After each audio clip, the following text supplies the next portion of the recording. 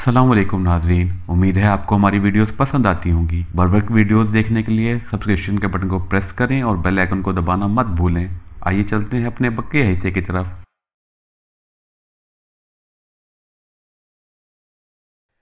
मैंने car hotel diamond की parking में रोकी और कार से निकलकर बाहर आ गया। आजकल मेरे पास कोई काम ना था और मुताले का मेरा मूड ना था, इसलिए मैं इस आवारागर्दी पर निकल आया था। मैं कार लिए बेमकसद सड़कों पर घूमता फिरता रहता था और लंच के वक्त कार किसी होटल या रेस्टोरेंट की तरफ मोड़ लेता था। इस वक्त भी मैं कार लिए सड़कों पर घूम फिर रहा था कि होटल डायमंड के सामने से गुजरते हुए मैंने कार का रुख होटल की तरफ मोड़ लिया था। इस होटल का मालिक हम्माद अरशद मेरा पुराना दोस्त था। वो अक्सर मुझसे मिलने आता रहता था। चंद रोज पहले मैं इससे मिलने होटल आया था तो हम्माद अरशद से ना मिल सका। इसके बारे में होटल इंतजामिया से मालूम हुआ था कि वो किसी निजी काम के सिलसिले में क्रीमिया गया हुआ है। अब होटल देखकर मुझे ख्याल आया कि हो सकता है वो वापस आ चुका हो, इसलिए मैंने कार होटल की कंपाउंड में मोड़ दी थी। मैंने कार लॉक की और पार्किंग बॉय से कार लेकर तेज तेज कदम उठाता हुआ मेन गेट की तरफ बढ़ता चला गया। गेट पर मौजूद दरबान ने मुझे देखकर बेख्तियार सलाम किया और दरवाजा खोल दिया।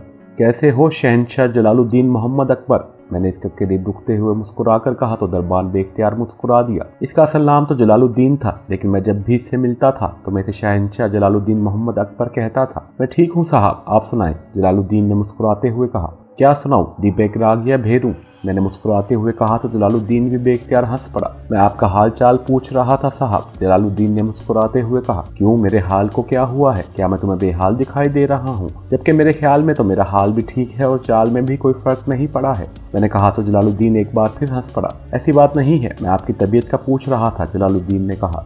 ओ अच्छा, तबीयत ठीक है। ये बताओ कि तुम्हारे साहब कैसे हैं? सुना है बड़े गुसीले और नक्चड़े आदमी हैं। ओ नहीं, ऐसी बात नहीं है साहब, हमारे साहब तो बड़े मेहरबान आदमी हैं। वो हम सब का बेहद ख्याल रखते हैं और हमारी बहुत मदद करते हैं। अलबत्ता काम के मामले में वो सख्ती जरूर बरतते हैं। इस मामले में वो किसी का लिहाज नहीं करते और ऐसा होना भी चाहिए, क्योंकि मेहनत करने वाले को ही समर मिलता है, जलालुद्दीन ने कहा। कौन सा समर, मीठा या मीठा? मैंने कहा। यहाँ मिलने वाला समर तो मीठा ही होता है, जलालुद्दीन ने जवाब देते हुए कहा। अच्छा, मैं मीठा समर देने वाले तुम्हारे साहब से मिलने जा रहा हूँ, मैंने कहा तो जलालुद्दीन ने इस बात में सर हिला दिया। क्योंकि मैं अक्सर होटल के मालिक से मिलने आता रहता था और होटल के मालिक हम्माद अरशद ने न सिर्फ दरबान बल्कि होटल के तमाम अमले से कह रखा था कि मैं जब भी इससे मिलने आऊँ तो मुझे ना रोका जाए। मैं जब चाहूँ इसके ऑफिस में आ सकता था। मैं तेजी से इस राहदारी की तरफ बढ़ गया जहाँ मैनेजर और होटल के मालिक के ऑफिस थे। मैनेजर का नाम आसिफ हसन था। मेरी इससे भी खासी अलग सलग थी। मैनेजर के साथ वाले ऑफिस होटल के मालिक हम्माद अरशद का था। ऑफिस के बाहर कोई दरबान मौजूद ना था। मैंने आगे बढ़कर होटल के मालिक हम्माद अरशद के ऑफिस का दरवाजा खोला और अंदर दाखिल हो गया।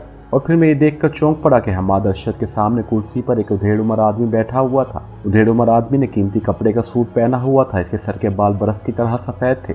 शक्ल सूरत से वो गैर मुल्की दिखाई दे रहा था। दरवाजा खुलने की आवाज़ सुनकर हम्माद अरशद और गैर मुल्की ने बेख्तियार दरवाजे की तरफ देखा था और फिर दोनों मुझे देखकर चौंक पड़े। दखल दरना माकूलात की माफ़ी चाहता हूँ, मैंने अंदर दाखिल होते हुए मुस्कुराकर कहा। गैर मुल्की एक झटके से उठ खड़ा हो गया। इसकी नज़रें मुझ पर जम गई। मुझे देखकर इसके चेहरे पर यकलक परेशानी और इंतहाई नागवारी के तासुरात उभर आए थे, जबकि मैंने होटल के मालिक हम्माद अरशद के चेहरे पर भी उलझन और झुंझुलाहट के तासुरात उभरते देख लिए थे। ओके, मैं चलता हूँ, फिर कभी आऊँगा, गुड बाय, गैर मुल्की ने कहा और फिर वो मुड़ा और मुझ पर नज़र डालता हुआ तेजी से बैरूनी दरवाजे की तरफ बढ़ता चला गया। इसने दरवाज़ा खोला और फिर ऑफिस से बाहर निकल आया।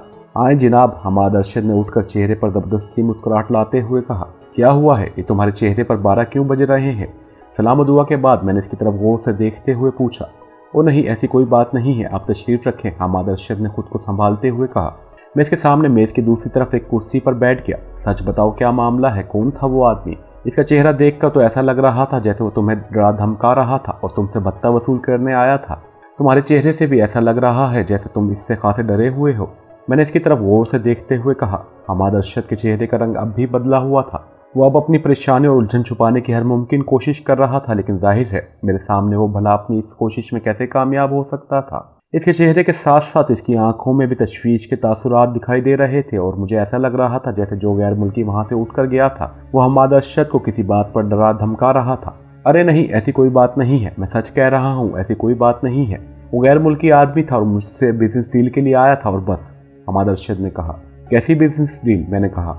वो मुझसे मेरा यह होटल खरीदना चाहता है और मैंने इनकार कर दिया था, जिस पर इसकी और मेरी थोड़ी सी तल्ख कलामी हुई थी। मैं इसे यहाँ से चले जाने का कह रहा था, लेकिन वो ढिठाईपन का मुजाहिरा करते हुए होटल के दाम बढ़ाकर मुझे बार बार लालच देने की कोशिश कर रहा था। हम्माद अरशद ने मुंह बनाकर एक तवील सांस लेते हुए कहा, ये तुमने झूठ कब से बोलना शुरू कर दिया है? मैंने इसकी तरफ गौर से देखते हुए संजीदगी से कहा तो हमाद अरशद बेख्तियार चौंक पड़ा। झूठ क्या मतलब? मैंने कौन सा झूठ बोला है? हमाद अरशद ने चौंक कर कहा। मेरे भाई, मेरे दोस्त, मेरे हमदम, मेरे प्यारे, तुम्हारा चेहरा, तुम्हारी आंखें कुछ और कह रही हैं और तुम्हारी ज़बान कुछ और। सच सच बताओ क्या मामला है? अलबत्ता अगर तुम मुझसे दोस्ती नहीं समझते तो तुम्हारी मर्जी। मैंने संजीदगी से कहा तो हमाद अरशद एक तवील सांस लेकर रह गया। इसने बेख्तियार होंठ भींच लिए। वो चंद लम्हे मेरी तरफ देखता रहा, फिर इसके चेहरे के तासुरात बदल गए। ठीक है, ये सच है कि आपसे कुछ भी छुपाना नामुमकिन है। आप चेहरा देखकर दिल की बात समझ लेते हैं। हमाद अरशद ने एक तवील सांस लेते हुए कहा। ऐसा होता तो अब तक मैं न जाने कितने बच्चों का बाप बन चुका होता। मैंने कई लड़कियों के चेहरे देखे हैं, लेकिन इनमें से किसी के दिल तक ना पहुंच सका और ना ही इनके दिलों की बात जान सका हूं कि शायद इनमें से कोई मेरी हमनवा बनने की सोच रही हो। मैंने एक तवील सांस लेते हुए कहा तो हमाद अरशद मेरी बात को समझकर बेख्तियार हंस पड़ा। आप कहाँ की बातें कहाँ ले जाते हैं? हमाद अरशद ने हंसते हुए कहा। बातों की मर्जी होती है जहाँ चली जाएं, इन पर पाबंदी तो नहीं लगाई जा सकती। मैंने मुस्कुराते हुए कहा तो हमाद अरशद एक बार फिर हंस पड़ा। अच्छा बताएं, आपके लिए क्या मंगवाऊं? मशरूब या फिर डिनर का एहतमाम करूं? हमाद अरशद ने कहा। फिलहाल मेरे लिए एक लाइम जूस मंगवा लो, अभी लंच का टाइम नहीं है, वरना मैं लंच कर लेता। मैंने कहा तो हमाद अरशद ने इस बात में सर हिला दिया। इसने इंटरकॉम पर अपनी पर्सनल सेक्रेटरी को 2 लाइम जूस लाने का कहा और फिर इसने इंटरकॉम को ऑफ कर दिया। अब शुरू हो जाओ, मैंने कहा। क्या शुरू हो जाओ? हमाद अरशद ने कहा। यह मार्टिन तुम्हारे पास क्या लेने आया था? मैंने इसकी तरफ गौर से देखते हुए पूछा तो हमाद अरशद बेख्तियार चौंक पड़ा। इसके चेहरे पर यकलक हैरत के तासुरात उभर आए थे। आप इसे जानते हैं? हमाद अरशद ने हैरत भरे लहजे में कहा। हाँ, ना सिर्फ मैं बल्कि वो भी मुझे बखूबी जानता है, इसलिए मुझे देखकर वो चौंका था और फिर फौरन ही उठ खड़ा हुआ था। इसके चेहरे पर मैंने परेशानी और नागवारी के तासुरात देखे थे, जैसे इसे या मेरे अचानक आने पर बहुत गुस्सा आया हो। हाँ, मैं इसे काफ़ी देर से जाने के लिए कह रहा था, लेकिन वो जाने का नाम ही नहीं ले रहा था। मुसलसल मुझे धमकियाँ दे रहा था, लेकिन आपको देखते ही वो उठकर चला गया। हमाद अरशद ने कहा। किस बात के लिए वो तुम्हें धमकियाँ दे रहा था? मैंने चौंक कर कहा। मैं आपको सारी बात बताता हूँ, हमाद अरशद ने कहा, लेकिन इससे पहले कि वो कुछ कहता इसीलिए मैं फ़ोन की घंटी बज उठी। इसने चौंक कर मेज़ पर पड़े हुए मुख्तलिफ रंगों के फ़ोन सेटों की तरफ देखा और फिर हाथ बढ़ाकर एक फ़ोन का रिसीवर उठा लिया। यस, हमाद अरशद ने कहा। सर, आपसे मिस्टर मार्टिन बात करना चाहते हैं और वो यहाँ काउंटर पर मौजूद हैं। दूसरी तरफ से हॉल के काउंटर से काउंटरमैन की हल्की सी आवाज़ सुनाई दी तो हमाद अरशद के चेहरे पर नागवारियत के तासुरात फैल गए। कराओ बात, हमाद अरशद ने मुंह बनाकर कहा। हेलो, मार्टिन बोल रहा हूँ। चंद लम्हों बाद दूसरी तरफ से गुर्राहट भरी आवाज़ सुनाई दी। बोलो, हमाद अरशद ने मुंह बनाते हुए कहा। मैं तुमसे जिस सिलसिले में बात कर रहा था इसके बारे में मुझे कुछ ना बताया जाए। मार्टिन का इशारा मेरी तरफ था। अगर ऐसा हुआ तो तुम जानते हो कि मैं तुम समेत पूरे होटल को मलियामेट कर दूंगा। दूसरी तरफ से मार्टिन की सर्द आवाज़ सुनाई दी। तो मुझे धमकी दे रहे हो? नॉनसेंस, हमाद अरशद ने गुस्सीले लहजे में कहा। यह धमकी नहीं है, मैं जो कह रहा हूँ इस पर अमल करना भी जानता हूँ। तुम्हारे लिए ज़बान बंद रखना ही फ़ायदेमंद साबित हो सकता है, वरना। दूसरी तरफ से इसी तरह सर्द लहजे में कहा गया और फिर इससे पहले कि हमाद अरशद कुछ कहता दूसरी तरफ से रिसीवर रख दिया गया। सुनो, मेरी बात सुनो। हेलो, हमाद अरशद ने गुस्सीले लहजे में कहा, लेकिन फ़ोन बंद हो चुका था। नॉनसेंस, मुझे धमकियाँ दे रहा था। मुझे ज़बान बंद रखने का कह रहा है। नॉनसेंस, हमाद अरशद ने गुस्सीले लहजे में कहा और एक झटके से रिसीवर पेडल पर पटक दिया। इसी मार्टिन की कॉल थी? मैंने पूछा तो हमाद अरशद ने चौंक कर मेरी तरफ देखा। हाँ, कह रहा था कि मैं आपके सामने ज़बान बंद रखूं। अगर मैंने आपको कुछ बताया तो वो ना सिर्फ मुझे हलाक कर देगा बल्कि मेरे होटल को भी मलियामेट कर देगा। नॉनसेंस, न जाने खुद को क्या समझता है। हमाद अरशद ने गुस्से से मुठियाँ भींचते हुए कहा। इसी लम्हे दरवाजे पर दस्तक हुई तो वो दोनों चौंक पड़े। यस, कम इन, हमाद अरशद ने ऊंची आवाज़ में कहा तो कमरे का दरवाज़ा खुला और एक वेटर ट्रे उठाए अंदर दाखिल हुआ। ट्रे में लाइम जूस के 2 गिलास थे जिन पर बड़ी नफासत से टिश्यू पेपर लिपटे हुए थे और इन पर शीशे के ढक्कन भी रखे हुए थे। वेटर ने मेज से करीब आकर ट्रे से एक गिलास उठाकर मेरे सामने और दूसरा गिलास हमाद अरशद के सामने रख दिया। तुम जाओ, हमाद अरशद ने कहा तो वेटर ने इस बात में सर हिलाया और मुड़कर तेज तेज चलता हुआ कमरे से निकलता चला गया। मामला क्या है? वो तुम्हें मुझे क्या ना बताने का कह रहा था? मैंने पूछा। पहले आप बताएं, क्या आप पाकिस्तान के किसी साइंसदान डॉक्टर मोहसिन शहरादी को जानते हैं? हमाद अरशद ने मुझे जवाब देने के बजाय मुझसे उल्टा सवाल करते हुए कहा। साइंसदान का नाम सुनकर मैं चौंक पड़ा था। साइंसदान डॉक्टर मोहसिन शहरादी? नहीं, क्यों? मैंने चौंकते हुए कहा। SST लेबॉर्ट्री के बारे में तो जानते हैं ना? हमाद अरशद ने कहा तो मैं बेइख्तियार उछल पड़ा। मेरे चेहरे पर हैरत के तासुरात नमूदार हुए और मैं हमाद अरशद की तरफ इस तरह देखने लगा जैसे यकलक हमाद अरशद के सर पर सींग निकल आए हो या फिर हमाद अरशद ने अचानक इस मेरे सर पर बम मार दिया हो। SST लेबॉर्ट्री क्या मतलब? ये नाम तुमने कहाँ सुना है? मैंने हैरत भरे लहजे में कहा। मैं आपको सब कुछ बता देता हूँ, पहले आप मेरी बात का जवाब दें। इस लेबॉर्ट्री का पूरा नाम सुपरसोनिक टाइगर लेबॉर्ट्री है। जिसे कोड में SST लेबॉर्ट्री कहा जाता है। हमाद अरशद ने मुस्कुराते हुए कहा तो मुझे ज़बरदस्त झटका लगा। क्या मतलब कि पाकिस्तान की इंतहाई सीक्रेट और अहम लेबॉर्ट्री है जिसके बारे में सिवाय आला हुकाम के और कोई नहीं जानता। इस लेबॉर्ट्री को पूरी दुनिया से ख़ास तौर पर मुख्फी रखा गया है और तुम इस लेबॉर्ट्री का यूँ नाम ले रहे हो जैसे तुम इस लेबॉर्ट्री के बारे में सब कुछ जानते हो और बाकायदा इस लेबॉर्ट्री में काम करते रहे हो। मैंने हैरत भरे लहजे में कहा, ये नाम मैंने डॉक्टर मोहसिन शेरादी से ही सुना है। वो इसी लेबॉर्ट्री में काम करते हैं और आज सुबह से यहाँ मेरे होटल में एक कमरे में मौजूद थे। हमाद अरशद ने कहा तो मैं बेख्तियार फिर चौंक पड़ा। डॉक्टर मोहसिन शेरादी जो पाकिस्तान की टॉप सीक्रेट लेबॉर्ट्री में काम करने वाले साइंसदान हैं, वो तुम्हारे होटल में थे। ये तुम क्या कह रहे हो? क्या तुम इन्हें जानते हो? मैं यहाँ बताता चलूँ कि ये तमाम नाम फर्जी हैं क्योंकि मैं असल नाम नहीं बता सकता। मैं हमाद अरशद से पूछ रहा था, क्या तुम इन डॉक्टर को जानते हो? हमाद अरशद कहने लगा, नहीं, मैं इन्हें पहले से नहीं जानता था।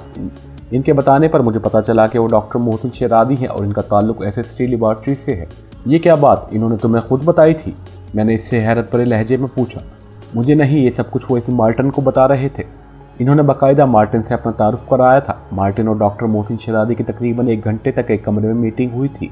इन दोनों ने एक डील की थी और फिर पहले डॉक्टर मोहसिन शेरादी कमरे से बाहर निकले थे और फिर मार्टिन बाहर कमरा छोड़कर चला गया था। जब डॉक्टर मोहसिन शेरादी कमरे से निकले तो मैंने अपने कमरे से निकलकर एक नज़र इन्हें देखा था। बज़ाहिर तो वो साइंसदान दिखाई नहीं दे रहे थे, लेकिन इन्होंने मार्टिन से अपना तारुफ साइंसदान की हैसियत से कराया था, इसलिए मुझे यकीन करना ही पड़ा कि मुल्क के एक मायनाज साइंसदान मेरे होटल में रहे हैं। डॉक्टर मोहसिन शेरादी के जाने के बाद जब मार्टिन इनके कमरे से निकला तो मैं अपने कमरे के दरवाजे के पास ही खड़ा था। मुझे देखकर वो चौंक पड़ा। वो चंद लम्हे मुझे देखता रहा, फिर वो चला गया। इसके बाद आज वो मुझे खुसूसी तौर पर मिलने के लिए आया था। इसने मुझ पर इल्ज़ाम आयद किया है कि मैंने इसकी और डॉक्टर मोहसिन शेरादी की बातें ना सिर्फ सुनी हैं बल्कि इनकी रिकॉर्डिंग भी की है। वो मुझे डरा धमका रहा था कि मैंने इनकी मीटिंग की जो रिकॉर्डिंग की है वो मैं इसे दे दूं, वरना वो मुझे हलाक कर देगा और मेरा होटल भी बमों और मिसाइलों से उड़ा देगा। मैंने इसे हर मुमकिन तरीके से यकीन दिलाने की कोशिश की थी कि मैंने इसकी और इसके साथ मौजूद शख्स की कोई बात नहीं सुनी और ना ही मैंने इनकी मीटिंग की कोई रिकॉर्डिंग की है, लेकिन वो इस बात पर मुबस्सिर था। इसने कहा कि इसे इस बात की मुस्तनद इत्तला मिली है कि मैंने इनकी मीटिंग की रिकॉर्डिंग की है। हमाद अरशद ने जवाब दिया। मैंने इसकी तरफ गौर से देखते हुए कहा कि तुम डॉक्टर मोहसिन शेरादी और लेबॉर्ट्री के बारे में बता रहे हो तो इससे साफ जाहिर होता है कि तुमने इनकी मीटिंग में पेश आने वाली बातें सुनी हैं। जी हाँ, ये सच है और ये भी सच है कि मैंने इनकी मीटिंग की रिकॉर्डिंग भी की थी, लेकिन यह बात भला मैं मार्टिन के सामने कैसे मान सकता था? अगर मैं इसके सामने इस बात का इकरार कर लेता कि हाँ मैंने ऐसा किया है तो वो यकीनन मुझे हलाक कर देता और मेरे होटल को तबाह करने से गुरेज न करता। लेकिन तुमने ऐसा क्यों किया था? तुम्हें इनकी मीटिंग सुनने और रिकॉर्डिंग करने में क्या दिलचस्पी थी? मैंने कहा, दरअसल मार्टिन का ताल्लुक भी मेरी तरह होटल बिजनेस से है। वो दारुल हुकूमत के एक होटल लॉरेन का मालिक है और जनरल मैनेजर है और ये दुरुस्त है कि इसने मुझसे मुतअद्दिद बार इस होटल को खरीदने की कोशिश की है। वो मुझे इस होटल का मुँह मांगा मुआवजा भी देने के लिए तैयार है, लेकिन मैंने हर बार इसे मना कर दिया था। इसका मेरे होटल में कम ही आना जाना होता था। कल मुझे पता चला कि वो होटल में आया है और मेरे होटल के एक गेस्ट से मिलना चाहता है जिसका नाम डॉक्टर हारून है। तो मैं चौंक पड़ा कि इसे मेरे होटल के गेस्ट से मिलने की क्या जरूरत आन पड़ी है। मैंने फौरी तौर पर मालूम किया। मुझे बताया गया कि होटल के 3rd फ्लोर पर मौजूद कमरा नंबर 310 में वाक़ डॉक्टर हारून के नाम पे एक गेस्ट मौजूद हैं। ये इत्तफाक की बात है कि इसी फ्लोर का कमरा नंबर 311 मेरा स्पेशल रूम है। मुझे जब भी रेस्ट करना होता है या मेरा कोई करीबी अजीज मुझसे मिलने आता है तो मैं इसी रूम में मिलता हूँ। मुझे ना जाने क्यों मार्टिन के आने पर तशवीश हो रही थी। मैं फ़ौरन ऑफिस से निकलकर अपने रूम में पहुँच गया। मेरे पास कुछ साइंसी आलात हैं जिनकी मदद से मैं शक पड़ने पर न सिर्फ कमरों को चेक कर सकता हूँ बल्कि कमरे में होने वाली बातचीत भी सुन सकता हूँ। ये सारा साइंसी सामान मैंने ऐसे अफराद को चेक करने के लिए मंगवाया हुआ है जो आर्जी तौर पर होटलों में ठहरते हैं और गैर मुल्की सरगर्मियों में मुलव्विस रहते हैं। मैंने कमरे में आते ही फ़ौरन साइंसी आलात निकाले और फिर मैंने कमरे से बाहर आकर खामोशी से एक छोटा सा बग डॉक्टर हारून के दरवाजे के पास रखा और इसे एक रिमोट कंट्रोल आले से चलाकर कमरे में पहुंचा दिया। ये बग छोटा ज़रूर है लेकिन इसमें इंतहाई ताकतवर माइक्रोफोन नस्ब है जिससे मैं अपने कमरे में मौजूद रिसीवर पर इनकी बातचीत सुन सकता था। बग को डॉक्टर हारून के कमरे में पहुँचाकर मैं वापस अपने कमरे में आया और मैंने रिसीवर ऑन किया और इसके साथ मुंसलिक हेडफोन कानों पर चढ़ा लिए। मैंने रिसीवर के साथ लगे हुए रिकॉर्डर को भी ऑन कर लिया था। मैं मार्टिन की बातों की रिकॉर्डिंग इसलिए करना चाहता था ताकि अगर वो मेरे खिलाफ या मेरे होटल के खिलाफ किसी साजिश में मसरूफ़ हो तो ना सिर्फ मुझे इसका पता चल सके बल्कि इसकी रिकॉर्डिंग से मैं इसके खिलाफ प्रूफ भी हासिल कर लूँ और फिर इसके खिलाफ ज़ाब्ते की कार्रवाई अमल में ला सकूँ। लेकिन जब इन दोनों ने बातें करना शुरू की तो मैं इनकी बातें सुनकर हैरान रह गया। क्या बातें हुई थी इनमें? मैंने हैरत भरे लहजे में कहा। जिस गेस्ट ने कमरा हासिल कर रखा था इसने होटल के रिकॉर्ड में अपना नाम डॉक्टर हारून लिखवाया था, लेकिन जब मार्टिन इससे मिलने आया तो इसने अपना नाम डॉक्टर मोहसिन शेरादी बताया था और इसने बताया कि वो इससे मिलने SST लेबॉर्ट्री से आया है। हमाद अरशद ने जवाब दिया तो मैं बेइख्तियार होंठ भींच कर बैठ गया। इनकी बातों की तफसील बताओ, मैंने कहा। आप खुद इनकी गुफ्तगू की रिकॉर्डिंग सुन लें। मैं रिकॉर्डिंग लेकर आपके डैडी के पास जाना चाहता था ताकि इन्हें बता सकूं कि पाकिस्तानी साइंसदान और गैर मुल्की के दरमियान क्या बातें हुई हैं और वो किस तरह पाक एशिया के खिलाफ साजिश कर रहे हैं। मार्टिन ने कहा तो मैं चौंक पड़ा। साजिश? मैंने चौंक कर कहा।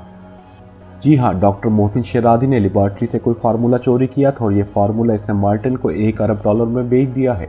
इसने फार्मूले की माइक्रोफिल्म मार्टिन को दी थी, जिसके बदले में मार्टिन ने इसे नकद $50 करोड़ दिए थे जो एक बड़े सूटकेस में भरे हुए थे। मार्टिन के कहने के मुताबिक डॉक्टर मोहसिन शेरादी आधा मुआवजा पहले ही ले चुका था। ये मुल्क के खिलाफ साजिश नहीं तो क्या है? हमाद अरशद ने कहा तो मेरा दिमाग जैसे भग से उड़ गया। डॉक्टर मोहसिन शेरादी ने इस मार्टिन को फार्मूला फरोख्त किया था, ये तुम क्या कह रहे हो? मैंने हैरत भरे लहजे में कहा। वही जो मैंने सुना और रिकॉर्ड किया था, हमाद अरशद ने जवाब दिया। कौन सा फार्मूला था? मैंने कहा। इस फार्मूले के बारे में तो मुझे तफसीलात का इल्म नहीं है, लेकिन डॉक्टर मोहसिन शेरादी इसका कोड नाम ले रहा था। BR मिसाइल का फार्मूला, हमाद अरशद ने कहा तो मेरे चेहरे पर यकलक सर्दी सी फैल गई। इस फार्मूले के बारे में तो मुझे तफसीलात का इल्म नहीं है, लेकिन डॉक्टर मोहसिन शेरादी इसका कोड नाम ले रहा था। BR मिसाइल का फार्मूला, हमाद अरशद ने कहा तो मेरे चेहरे पर यकलक दर्दी सी फैल गई। BR मिसाइल का फार्मूला, मैंने तशवीश भरे लहजे में कहा। जी हाँ, इसने असल फार्मूले की माइक्रोफिल्म बनाई थी जिसे वो लेबॉर्ट्री से निकाल लाया था। वही माइक्रोफिल्म इसने मार्टिन को दी थी और मार्टिन ने इसे भारी मुआवजा अदा किया है। हमाद अरशद ने जवाब दिया तो मेरे चेहरे पर तनाव सा आ गया। क्या वो रिकॉर्डिंग अब भी तुम्हारे पास महफूज है? मैंने पूछा। हाँ, हमाद अरशद ने जवाब दिया। मैं वो रिकॉर्डिंग सुनना चाहता हूँ, मैंने कहा। इसके लिए आपको मेरे साथ मेरे स्पेशल रूम में चलना पड़ेगा। रिकॉर्डिंग का सारा सामान वहीं पड़ा है, हमाद अरशद ने कहा तो मैं एक झटके से उठ खड़ा हुआ। हमाद अरशद की बताई हुई बातें सुनकर मेरे दिमाग में धमाके होना शुरू हो गए थे। अरे पहले लाइम जूस तो पी लें, हमाद अरशद ने कहा। यह सब बाद में, मेरे लिए रिकॉर्डिंग सुनना बेहद ज़रूरी है, मैंने कहा तो हमाद अरशद ने इस बात में सर हिलाया और हम दोनों कमरे से निकलकर लिफ्ट की तरफ बढ़ गए और फिर लिफ्ट के जरिए ऊपर 3rd फ्लोर पर पहुंच गए। सामने एक राहदारी थी। हमाद अरशद मुझे लेकर राहदारी में आगे बढ़ने लगा।